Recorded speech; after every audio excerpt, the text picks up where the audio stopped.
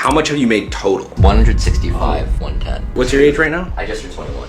We're in New York City to link up with this guy who's making over $20,000 per month at just 21 years old. This is Mino, a college dropout. He has over 1.4 million followers and has made over $160,000 in under a year. But it wasn't always up for him. Mino actually decided to drop out of college against his parents' will. And as expected, they weren't happy campers. Constant arguing, skipped classes, and sleepless nights. And now we're here to link up with him to really see. Because I was skipping classes too, but I wasn't making six figures.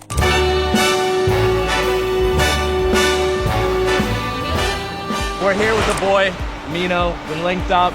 We're gonna go see his day in the life, talk about business, talk about life, talk about college. Let's see how it goes. So this is my roommate's room. He's also a YouTuber. This feels like a boys setup, you know? Just like all the boys huddled in, just grinding late at night. That is kind of the vibe we were going for. You guys cooking or are you just firing Uber Eats? Dude pantry. Yo, if y'all want some... All right, man, we'll take it for later. You gotta get the protein. You want to? Pass it. Nick? Oh, dude, all you need is a Quest bar. No, this is crazy. All right, ready? Quest peanut M&Ms. Okay, rip it open. Let's fire. Okay, here we go. Wow. They taste like M&M's, bro. There's no way there's protein in that shit. Right, you want more? 170 calories. 20 grams of erythritol. Only red 40 we're worried about. Damn, that's fire. See, it should be more packed with more of those two, but... That's great. You got some water, milk, I guess a little more protein there. Yeah. Yeah, you guys should be good for the next couple months, honestly. Welcome to This is fire. the Cribington. This is how I'm going to justify expensing my entire rent. Everything is basically for filming and literally don't even have a bed frame. To my benefit, so I don't even want to be in bed. What is that all about? You got to point that out right out of the gate. You're running your own business, you're trying to make money, and you're now living in New York City. Why do you not have a bed frame? If you're working in your own room, I feel like it's so easy. You see your bed and it looks so comfortable. You see that, right? If it was nice, it was high, it was big, I'd be like, bro, hold on, let me just, like, I gotta text some people. And you just sleep, bro. You just nap. Yeah, like, your day is I gone. feel it. Is content right now for fun, or is it also just more so to grow the business? And I would say it's 50-50, but the interesting thing that I think I've stumbled upon is that when you're just building in public, but you just happen to have the business, it's like this kind of soft selling thing where they learn about the business passively. They don't get hard sold. And I feel like this guru grifter space in 2024, everybody's hard selling. So it's like the instant you feel like you're getting CTA'd or pitched in a video, they're clicking off, they're scrolling off, and they're like, they don't want to watch it anymore. So it's like, yo, like I was just working on this new thing. I was actually calling my coaching clients and he had this crazy result last week. Instead of being like, yo guys, check out this crazy result, like super explicitly. And that's helped, in a sense, like a more warm or friendly brand image. so we're gonna pull up his Whop dashboard and we're gonna see how much he's making per month right now. Our MRR is at 20.3. So that's basically like all of our paid memberships for people who are going to continuously pay every month for a subscription. That's at 20,300. I think this one is the one I look the most at though, our churn rate. So it's at 21% right now, which like, for those of you guys who don't know what churn is, it's how many people, the percent of the total members that leave every month. Back in past year to date, right? It peaked at 40%. It was like 43% at one point. So that was probably my proudest accomplishment with this community, is cutting that in half. Because that literally means we just doubled our lifetime value for all our customers. Many people in this online money space, the last thing they think about is churn. It's like, how do I get money right now and just make as much money as I can? What that means, and what I've just noticed with you, is that you really care about long-term impact with people. And people stay around because you're constantly building out this program, adding more, making it better. You actually care. It sounds like you care about these people and you see yourself in them. Yeah, I was trying to run high ticket business coaching for TikTok, right? Like teaching older people, like 30 plus, you know, running maybe like 7-figure businesses. I was kind of miserable doing it. I didn't really empathize with these people. Yeah. When I did that, I was like 19. What's your age right now? I just turned 21. Damn, bro. How much have you made total? 165, 110.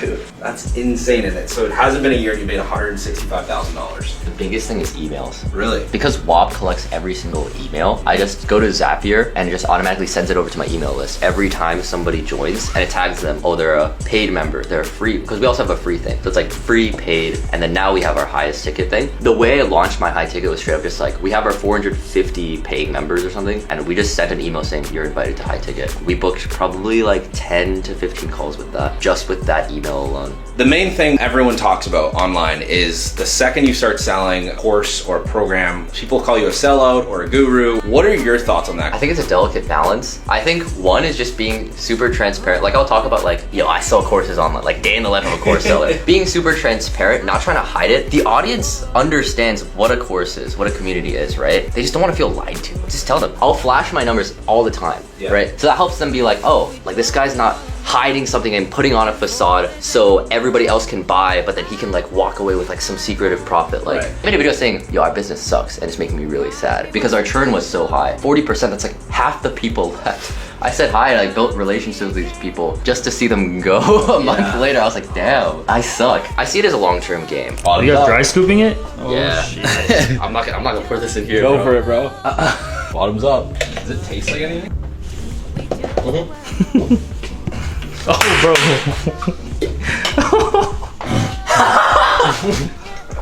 Oh, we're about to go to the gym because no business is built or stays strong without you being strong, mentally and physically. Let's rock. Ready to go? Sunny. Yesterday my life was filled with rain. Sunny.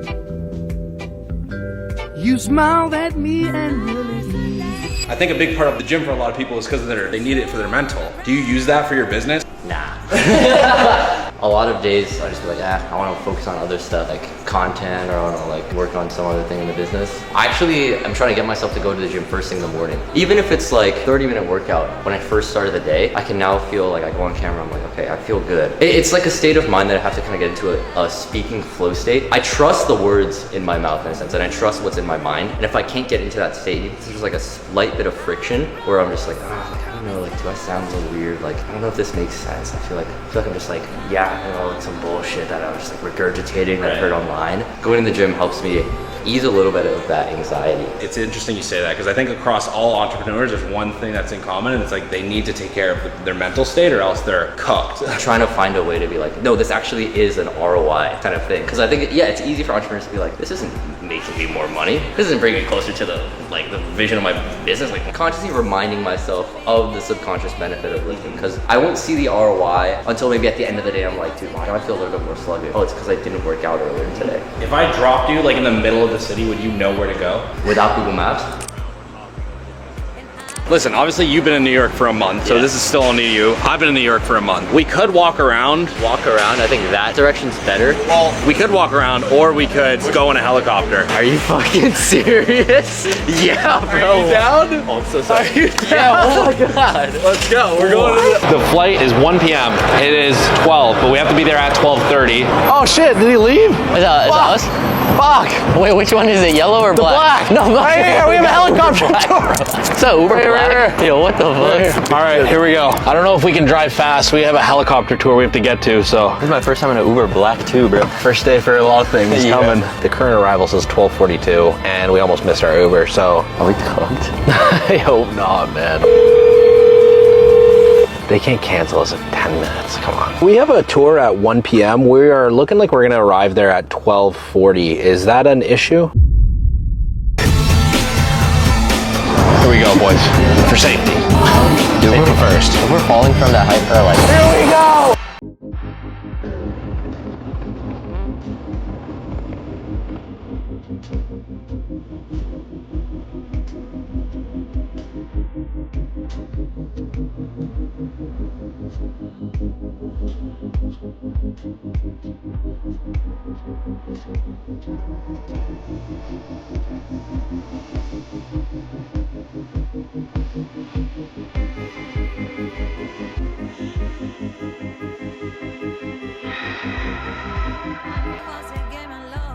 Honestly, since moving into the city, I think I had like really high expectations. Maybe it's romanticizing it from seeing it across the water growing up. Now it's kind of loud, I'm realizing, you know. I kind of miss nature, being so trapped right in the middle of New York. You don't really get many trees.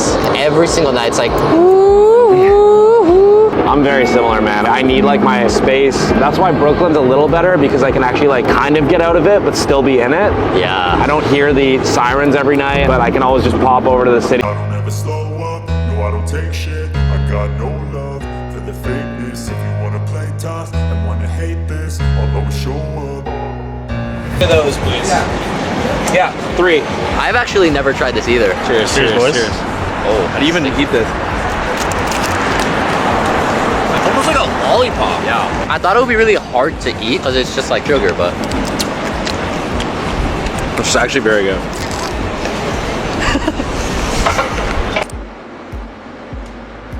So how long ago you dropped out of college, right? 4 months ago, I was in college. And I gotta ask the question, because I personally dropped out of college too, and the hardest part for me wasn't my trust in myself, it was actually my parents' trust in me. Yeah, that's real.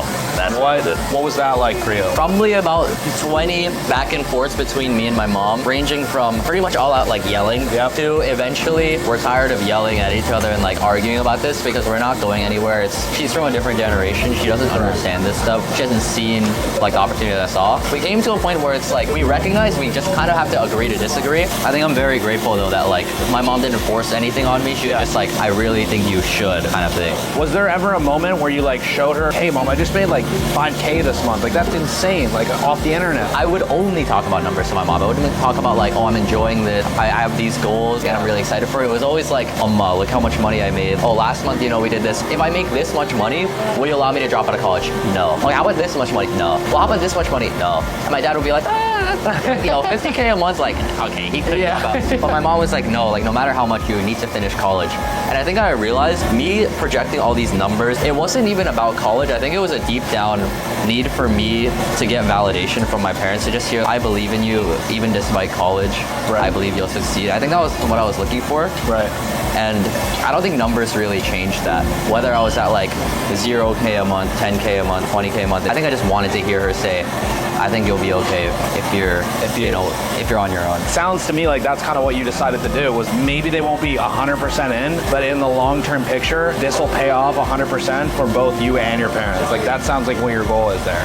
Yeah. The next morning she came to me and we both apologized to each other. Sorry, it's not worth sacrificing that relationship. It was basically her saying, I'm okay with you dropping out. And that was the final nail in the coffin. The day I went back for my last semester of college, she was like, it's okay. And then since then it's only been like positive between us. That's awesome, dude. I was very, very lucky. Have you ever tried anything like drop shipping? Yeah, I tried it for like a month. Like an Orbi Nerf gun.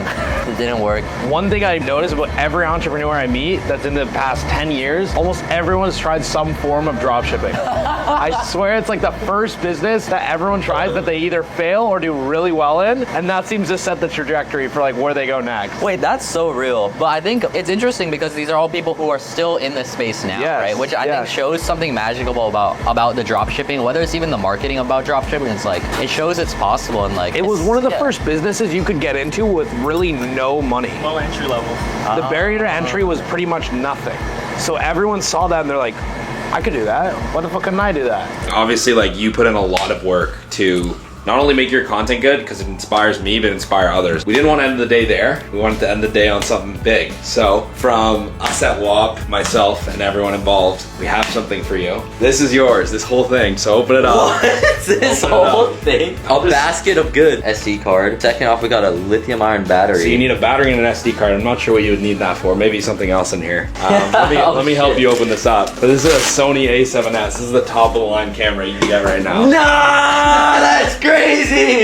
I saw you grinding on your little Canon here. I was like, bro, that shit, bro. your roommate actually hooked you up because I hit him up a couple days ago. I was like, bro, we're coming to this film with Mino. What does he need right now? What's the thing that's gonna help impact his life right now? Like, what is he grinding on? He's like, dude, he's doing content every day on YouTube. Fucking nuts, bro. Holy shit. Thank you, bro. Of course, dude. That's fucking crazy. Of course, man. Anytime. I'm hyped to see your content now. I can't wait to know I was like a little part of it. Like, everyone at Whop is gonna be like, dude, we helped do that. Bro, this is the most expensive thing I own.